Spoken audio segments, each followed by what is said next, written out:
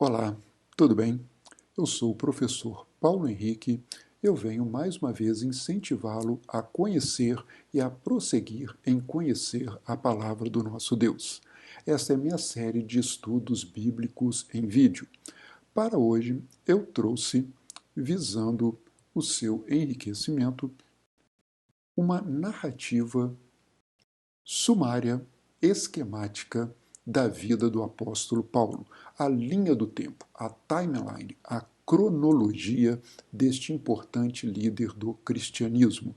Contextualizando, Paulo era um judeu com cidadania romana que foi inicialmente um perseguidor da igreja e converteu-se ao Senhor Jesus, mudando totalmente a direção da sua vida. São duas biografias, o Paulo perseguidor e o Paulo seguidor. Neste segundo momento, temos Paulo apresentando-se como o maior missionário da história do cristianismo, um importante plantador de igrejas e o principal escritor do Novo Testamento, compilando, consolidando a doutrina cristã.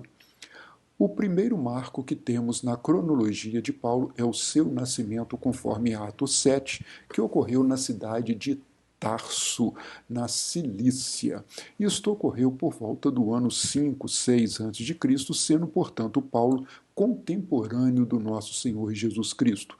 A sua infância, o início da sua mocidade, esteve com a família, uma família abastada da região, da qual ele obteve a cidadania romana, estudando, preparando-se para, na juventude, ir a Jerusalém, ficar aos pés do importante rabino Gamaliel, aprofundando-se no conhecimento das Escrituras, até que se envolve na perseguição à igreja cristã logo após a morte de Estevão.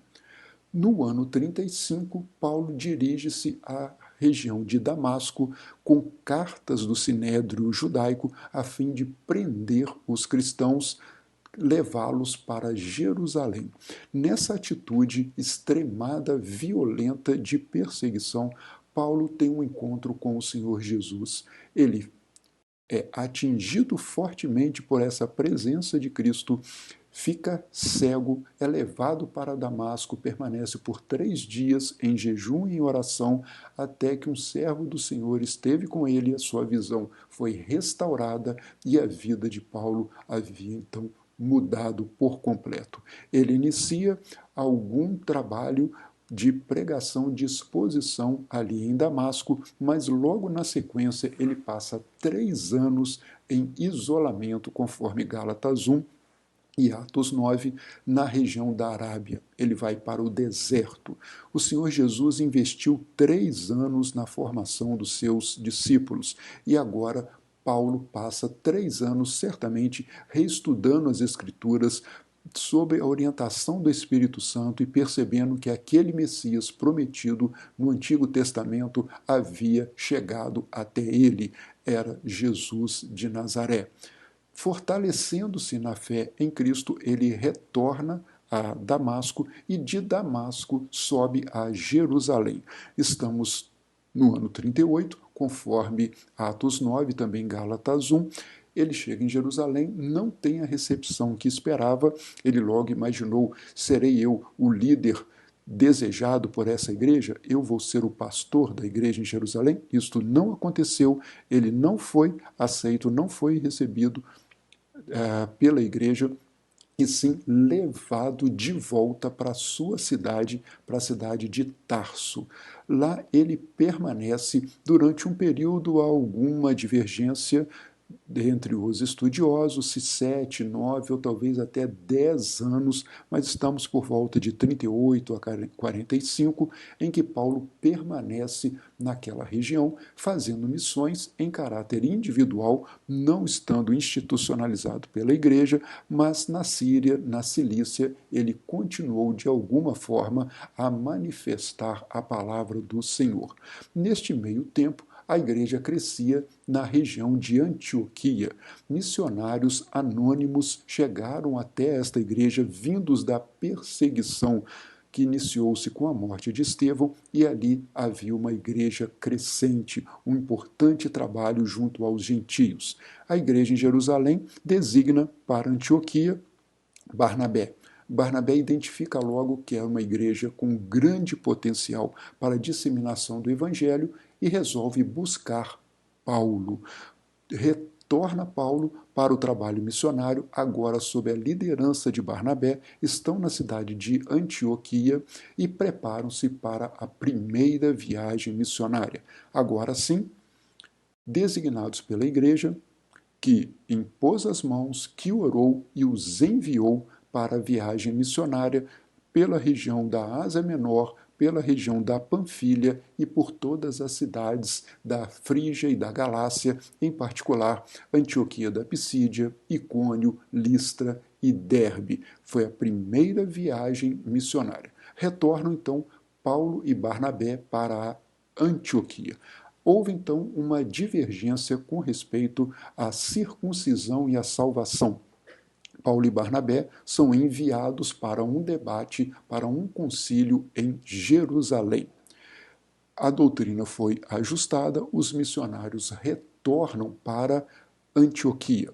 Sobre o concílio de Jerusalém, você pode saber mais em um outro estudo em vídeo que já está disponível para você aqui no canal. De Antioquia, partem agora para a segunda viagem missionária, revisitando as igrejas anteriormente implantadas na região da Galácia e implantando novas igrejas. Paulo, a partir da Galácia, tinha a intenção de seguir para o Oriente, para a Ásia, mas o Espírito de Jesus, em sonho, como um homem, diz a Paulo: passe a Macedônia e ajuda-nos. Paulo muda radicalmente a direção da sua viagem, migrando então para o Ocidente. A partir de Troade, ele acessa a Macedônia e visita e implanta igrejas em importantes cidades, inclusive na capital da Macedônia, desce para a região da Acaia, para Atenas, atual Grécia, e segue para a Ásia Menor, para a importante cidade, capital da Ásia Menor, de Éfeso, encerrando ali a sua segunda viagem missionária, a qual ele faz em companhia de Silas. Barnabé, nesta ocasião, não está caminhando com Paulo, ele segue outro trajeto missionário em companhia de João Marcos. Agora, em Antioquia, Paulo se prepara para a terceira viagem missionária. Estamos nos anos aí de 53 a 57, em que ele volta a encorajar, a ministrar, a incentivar as igrejas da Galácia, passa pela Ásia Menor, vai à Macedônia, vai à Caia e retorna até Éfeso. Permanece um bom tempo ao longo dessa viagem na Ásia Menor. De Éfeso, Paulo volta a Jerusalém. Ele havia coletado ofertas por todas as igrejas gentílicas para a igreja de Jerusalém. Retorna e é preso em Jerusalém. De Jerusalém, encaminhado para Cesareia, onde fica sob os cuidados de Félix, de Festo, e é levado até o rei Agripa. Sabedor que era Paulo de uma conspiração dos judeus para matá-lo, ele solicita ao rei Agripa que fosse então enviado para Roma. Ele deveria ser então julgado por César, visto ter a cidadania romana. Assim foi feito. Paulo é então encaminhado na sua viagem para Roma, ano 59, pelo Mediterrâneo, ocorre um naufrágio e ele acaba chegando à ilha de Malta, onde tem oportunidade de pregar o evangelho e ocorrem conversões. Prossegue para Roma e lá fica em prisão domiciliar por volta dos anos 60 a 62, tendo liberdade de escrever cartas, receber visitas e também pregar o evangelho à guarda de César. Esta primeira prisão romana dizia respeito à acusação dos judeus sobre questões de doutrina. Não havia uma acusação formal contra o Império Romano, que aguardava que os judeus acusadores chegassem até Roma para que se procedesse o julgamento. Como os judeus ali não apareceram, não havia uma acusação contrária a César, Paulo foi então libertado da primeira prisão em Roma e seguiu o que poderia ser ressignificado como a quarta viagem missionária. Paulo havia manifestado interesse em ir à Espanha e provavelmente foi também a Creta, regiões ali adjacentes. Estamos entre os anos 62 e 67, Paulo prosseguindo no seu trabalho missionário, e esse momento é também compreendido como sendo aquele que, em Roma, Nero executa uma importante, violenta perseguição contra os cristãos. É hora de Paulo retornar a Roma para estar junto à igreja.